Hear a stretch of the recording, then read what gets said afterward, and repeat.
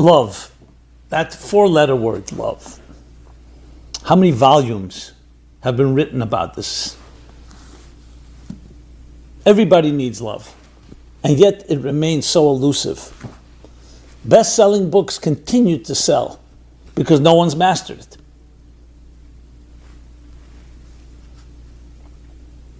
What would the world look like without love? Can a human being survive? A child growing up without any love, what would happen to that child? Unfortunately, we've seen the consequences of that. It lies at the heart and the foundation of everything, of relationships, of security, of confidence, of attachment. For 9 months, every one of us spent in our mother's womb. That's an embrace. We develop a connection, attachment, a love. So many ways you can say love is the essence of attachment. But it's more than attachment. It's not just two things connecting. It's being nurtured by that connection. Like being submerged in water, where you're completely surrounded. And that creates a certain calm, a certain confidence, a certain sense of belonging. And the lack thereof is what we call attachment disorder. Indeed, in Hebrew, the word for love, ahava, is the same gematria, the same numerical equivalent as the word for echad, unity, connection, attachment. And yet, love remains so difficult to attain. As the cliche goes, you can't live without it, and you can live with it. Look how much pain is caused by people who are in love. One day, people are in love, inseparable. A little while later, they're fighting an ugly war in a divorce court. So let's talk about this most important of topics. And what can we learn about it from, yes, the mystics, thousands of year old formula, time-tested formula, that is relevant today more than ever in helping us build healthy, sustainable relationships. Perhaps a good way to begin is by thinking of it from a biological perspective. The conventional, if you can call it such, the most prevalent theory about love is an evolutionary biological theory. I like to call it the Darwinian Freudian model. And Darwin as in social Darwinism, social evolution. And that is the concept that it's a need, just like any other need. Biology teaches us that life, survival of the fittest, natural selection, is based on whatever is going to perpetuate the species. Whatever works best, that's what the species will gravitate to. The most important cardinal rule in all existence is perpetuating yourself. Because if you die out, the species dies out, it's all over. Now, no one's been able to explain why perpetuation itself is important. Why can't things just die? I mean, millions of species have died out according to these theories. And yet it seems to be an important, and maybe the most important thing, perpetuation of the species. This defines the sexual behavior of the female, of the male. I mean, books and books and books continue to be written on this topic. And as such, the way nature has made it, in order to have the gene pool to continue to go through changes, contributions of each different DNA strands. So you have the male and the female component in all species. To bring them together, a concept arose, which is called love. Now, in the animal kingdom, do we actually call it love? Do they love each other? As we would call it romantic love in the human world? No one's ever interviewed animals to know. We study their behavior. There's definitely an element of tenderness and care in certain species. In certain species, you don't see that at all. It's completely raw, naked breeding in order to bring the next generation into the world. And you don't find anything that we would call loving. But you do find certain species a lot of love and care for each other and also, of course, for their offspring. Everyone knows the March of the Penguins, how the penguins will march miles and miles, and how they'll sacrifice themselves to bear a child, to watch the egg and protect it till it hatches in the freezing cold. And you see it all, and you see their connection they have with each other. And it reminds us of some of the romantic dreams and aspirations that humans have. But it's not that way with all species. Let's be very straight about that. So the argument would be that certain species have evolved because that's part of also to create the best offspring. Would be good if the parents get along with each other or even love each other to some extent. But there are many species where they just breed, they never see each other again.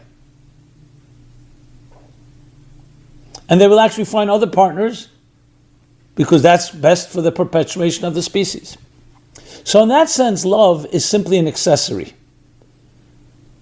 Someone may not even call it love. Read Schopenhauer on this, and it's quite chilling.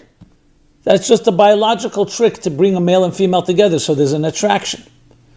But the attraction is only a trick of nature because you need them to breed. Nothing very romantic about that. From that perspective, if you drive the point home, then human love, a lot of it, most of it, courtship and romance, is just an illusion. Some would even say a mutation, a mistake. It went too far. The whole point is perpetuating the species, so just get two people together, male and female, whatever works. Why do we need to have all this prelude? And go out on a date, let's go to a bar, let's go to a show, let's go to this, let's go to that. Courtship, dating, warming up to each other. Do the act as animals do it and move on. Seems much more efficient. And yet many human beings will be very disturbed by that prospect. What do you mean? I want to be cared for. I want to care. I want to be loved. And how many arguments break out around that, where the male just wants to be, we'll call it intimate. If it's really called intimate is another question, which we'll try to address. And therefore, and the male and female says, 1 second, I need you to care for me. I need flowers. I need dinner. I need to feel nurtured. I need to feel a sense of belonging. I need commitment. If you really drive the point home, you can say love is really an illusion. Now, I know most people would be repulsed and disturbed, as I said, by that idea. So what's the counter version? So the way the Bible, the Torah, and definitely the Kabbalah mysticism teaches is very, very different. The attraction of the genders is not based on breeding. It's not based on a biological need to perpetuate species. It's not based on survival of the fittest or natural selection or whatever it takes to make myself continue, my genes to perpetuate. But rather, it's based on a fundamental concept called connection, unity. The way the Bible puts it is, God said, I will create a human being in my image, in the divine image, a transcendent divine entity. And how will I do it? Through male and female. Two partners, two halves of one whole. And indeed, the first creature was an androgynous one. Separated then to male and female, and that's why they're drawn to each other. So it's really about connecting to something greater than the sum of the parts. It is about attachment and connection. Think of it that way. If love is simply about breeding and bringing life into this world, then you can say, you know what? Attachment is not that important. But we know today, psychologically, we all know how attachment is important. When children are ripped away from their parents, God forbid, young age, the studies have been done. Adopted children, children who lost parents, who never met their mother.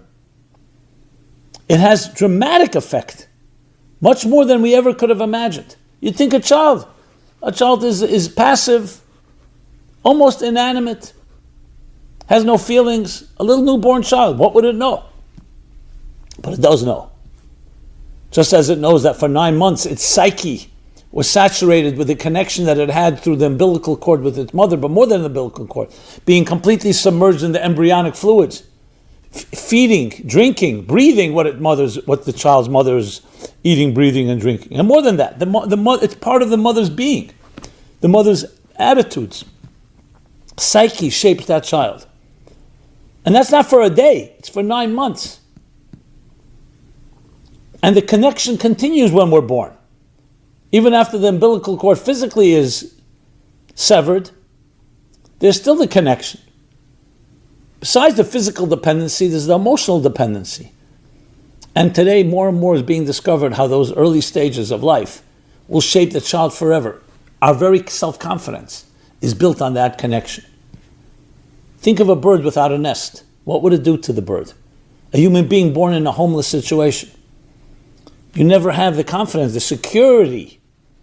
Look at what happens when children are taken away from their homes, or even with their families, move. It has deep impact. Sometimes it needs to be done, but it shouldn't be minimized. That children are simply resilient, they'll figure it out. That's an adult excuse of trying to minimize the effects of their behavior. Divorce is not so bad. No, for a child, they want to know their father's coming home, their mother's coming home, what bed I'm sleeping in. These things shape coordinates that become the constants in our lives that we know we can depend on. When those constants are shaken up, it's like a building without a foundation or a wavering foundation. What do you think will happen? After a while, you stop relying. You feel I don't have security. And you start developing all kinds of mechanisms to compensate for that. And when you get older, you're going to have trust issues and love issues and commitment issues. It's natural. It's normal. Because you haven't given me, I did not receive something that was constant in my life. So love, in that sense, is not just about pleasure. It's not just about sexuality. Not even just about intimacy. It is intimacy. But I mean intimacy, not the act of intimacy, it's the life of intimacy. What is intimacy? It's much more than an act. Intimacy is a state of being. Yes, you feel you belong. You feel that you're wanted. You feel that you're loved. You feel that you deserve love. And the foundations of your life do not waver and shake. And if parents ever do need to move, they have to think about it very much, whether it's worth it. And if they do, how do they compensate to make sure that the children feel secure? We don't understand child psychology well. As best as we have observed, and there are experts, no doubt, people who really understand children, but still we're not a child. So it's hard to put ourselves in the shoes of a child, but for a child, you wonder, why would a child not leave a home that's abusive, destructive, dysfunctional? Open the door and leave. Because a child doesn't have a world to go to. Where is it going to? For a child, walking over the threshold of the door of this home, it's like walking over the face of the earth. Out there, a hostile world, I don't know anyone. Or more than that, I don't even know that it exists. So for a child, this whole life is its home. And what happens in the home defines what the child's security will be like. So love, security, attachment, connection, commitment, all really synonymous at the end of the day. Not synonymous in the etymological sense of the word, but synonymous in its concept and its spirit. The second point let's make about love that the Kabbalah, the mystics teach us, that love is fundamentally spiritual, not physical. In the words of the Tanya, that true love is only possible when spirit dominates over matter. When what's primary is the sublime, not the tangible, not the material. Materialism divides, essentially, spirituality unites. I'm sitting in my chair, you're sitting in your chair. For me to give up my space, for me to allow you into my space, I need to give up my space. I share a piece of food with you, I have less food. That's the way it is in the material world of time and space. In spirituality, you and I could be sitting in two separate chairs, but we're connected as one, we care about each other. That transcends time and space. So love really is the transcendence of the material. Love equals transcendence. It's something that we're not taught. Some of us may instinctively know it. Some of us learn it from the process of elimination. Some of us learn it by example. When you see loving parents, what you're seeing is transcendence. They're transcending themselves for the other. This doesn't mean that their needs are not met. It means that love does not begin and end with your needs. It's the soul of love. Two bodies, two corpses, sorry for sounding morbid, can't love each other. Two souls love each other. And then they enter into a vehicle called the bodies, and the attachment continues and manifests also in a physical form. You hug someone that you love, you kiss someone that you love. The love doesn't begin with a hug. The love begins with that we connect on a soulful level. And therefore now I want to hug you. Because I want to also manifest it in a physical way. We're spiritual beings on a physical journey, not physical beings on a spiritual journey. And love is the manifestation of that transcendent connection. The next thing about love, it's a journey. It's a spiritual journey. It's not just you reach love and that's it.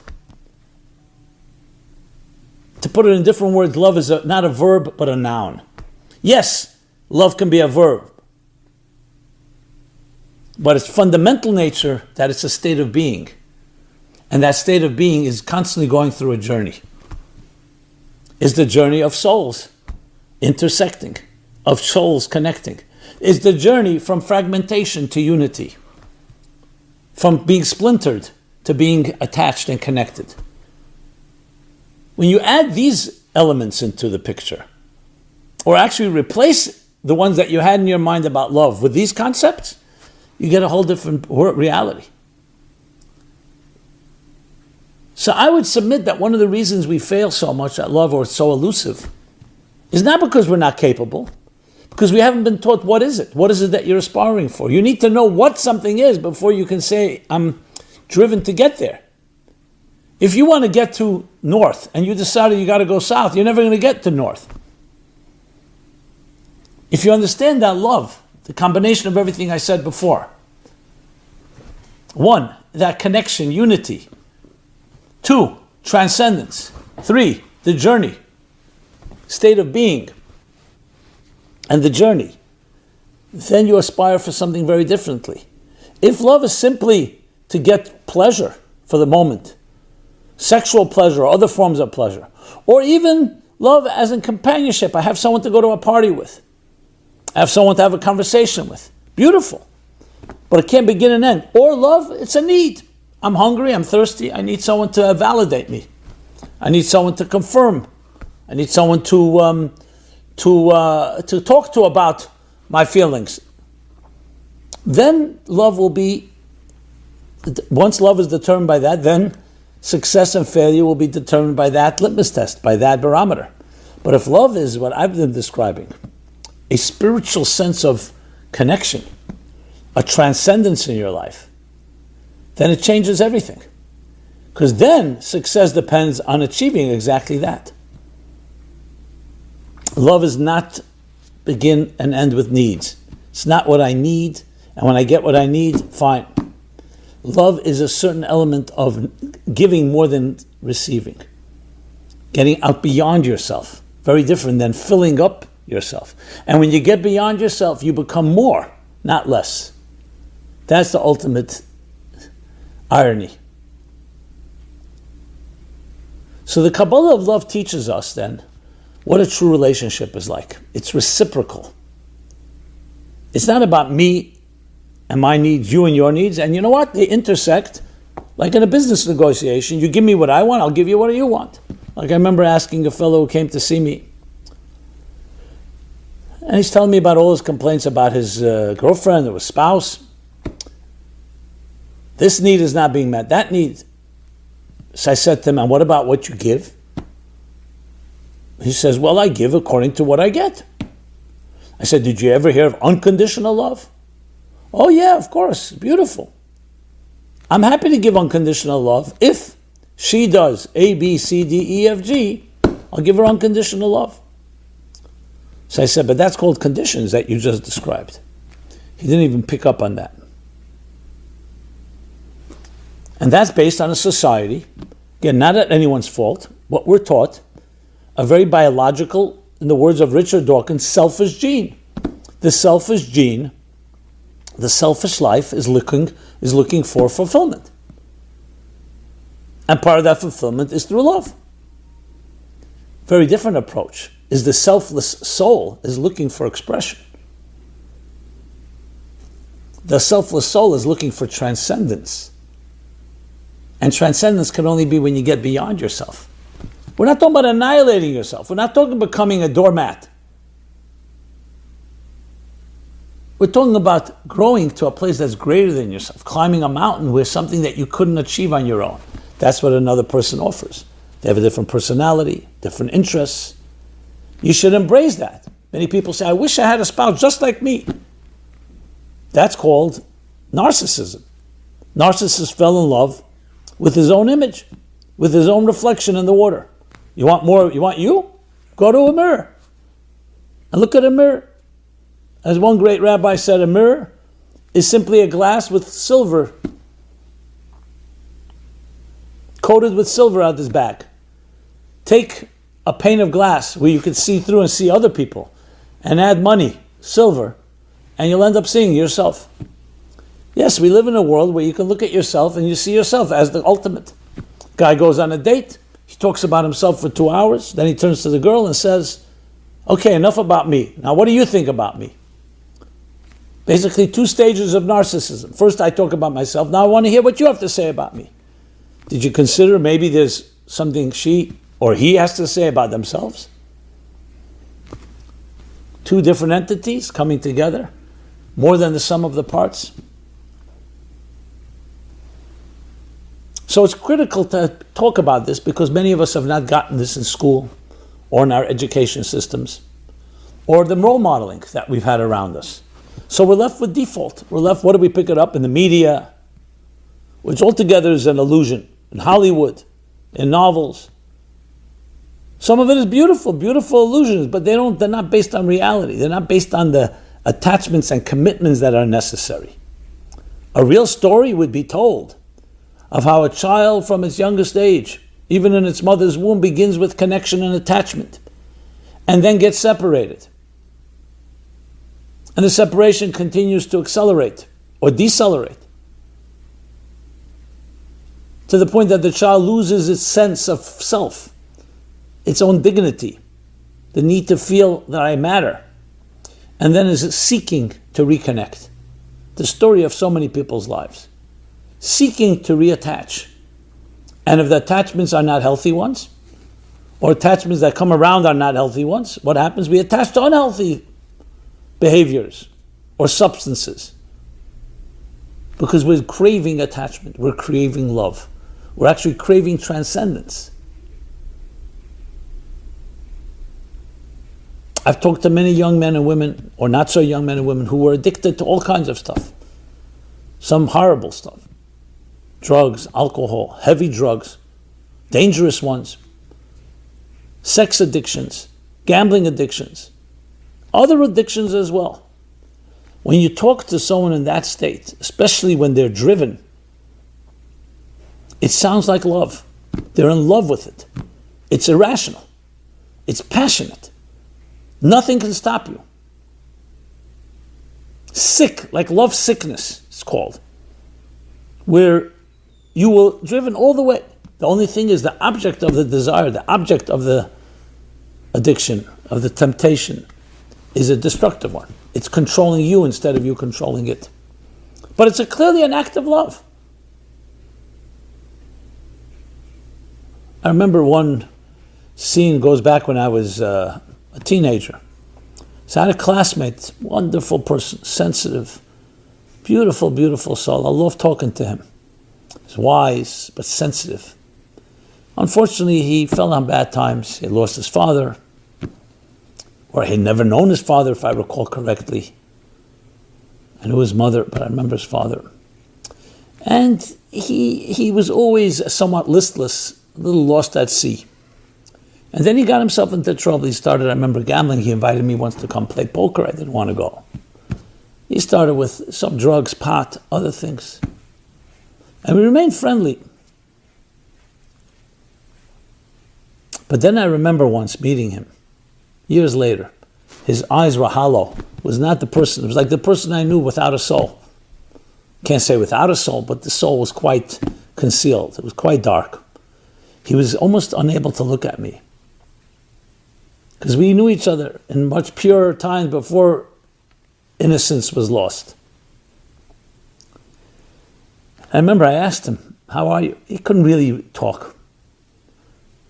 Later I found out from someone he was living in a basement somewhere, and barely, that he had just taken some, he was a heroin addict.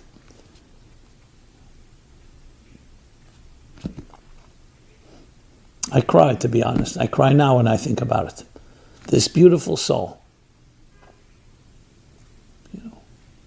taking rubber bands, tightening his arm to find a vein, after all the veins were already used up, so to speak. That rush, the need for that rush. And when you see it, when you experience it, you see an act of love. However, it's a love completely lost, completely misplaced, completely misdirected. But it's an act of love. Can we channel that passion towards something healthy? Not easy, because once you're addicted, the object, even though it's only the object of the addiction, it's only the object of the desire, but the object becomes so much you feel indispensable to you. How do you separate the object from the love and direct the love to something healthy? It's also in a way easier, as dangerous as it may be. You don't have to deal with another person. You don't have to have a conversation. You don't have to be invulnerable. You can numb that inner part of your pain, and you'll release it through one form of addiction or another. Take sexual addiction. Very similar. They're all acts of love, but misplaced love. The love is going in the wrong place. What I would like to say to you, and to each of us, is that you can reclaim the love you deserve. But it takes work, but more than work, it takes awareness. You have to begin with that awareness that is capable, you're capable of it. It's possible. We are now in a month of love. It's actually called the month of love. This in Hebrew month of Elul, the sign is Virgo, Psula. It's about love. There's an acronym for this month. It's called I am to my beloved to me. Pasturing, grazing among the roses. Think of those words. I am to my beloved and my beloved to me. Two entities. One is not swallowing up, one is not obliterating or annihilating the other. I to my beloved to me. Two forces reciprocating, connecting, and they graze among the roses. Roses grow among thorns as well. But the thorns are there to protect the roses. And the love, interestingly, needs to be initiated. I am to my beloved. I don't wait for my beloved to me. It's not conditional. Oh, if you reach out to me, you show a gesture, I'll respond. Initiate. Think of what you're looking for in your life and find someone that can respond. Love is not just what you give, it's the greatest thing you give, who you are. But to give, you need to be very secure to be a giving person. You all know the scene of the Frisco Kid. The train robber is about to jump off. He's taken everybody's jewelry and purses and money. He's about to jump off the train and he tells everybody, remember the lesson in life. It's always better to give than to take. And with that, he jumps off. He's the one that took. Giving is a sign of security. I am secure enough to give. Those that hoard, that have difficulty giving, are those that are insecure. They think if I give, I become less. Those that give know, the more I give, the greater I become. So we're now in a special month, a special energy that allows us to access. And I say access because it's not new. It's revisiting a love that you've always had from the moment that you were conceived, from the moment you exist. Your soul is a loving entity. Souls are loving. They're transcendent in their very nature. And they're seeking transcendent partners. I remember writing, after a class, a few people had asked me, I spoke about soulmates. How do you find your soulmate?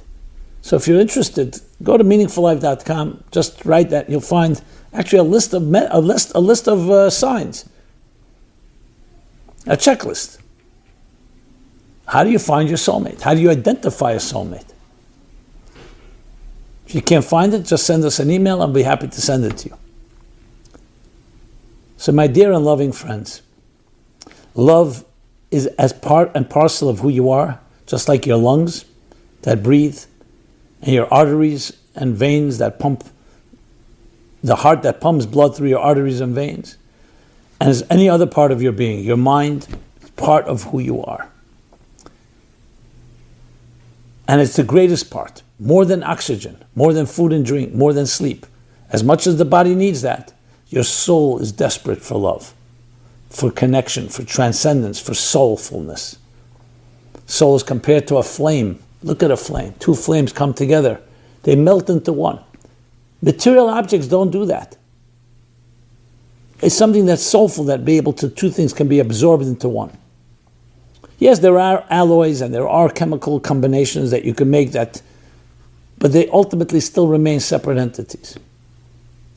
Your soul is compared to a flame, and love is a flaming, fiery love, passionate love. There's also a watery love, but that's not for now. The point, my friends, is that we have this as our birthright, and now is a great time to work on it. If you're familiar with my book, 60 Days, it's a journey, the love journey.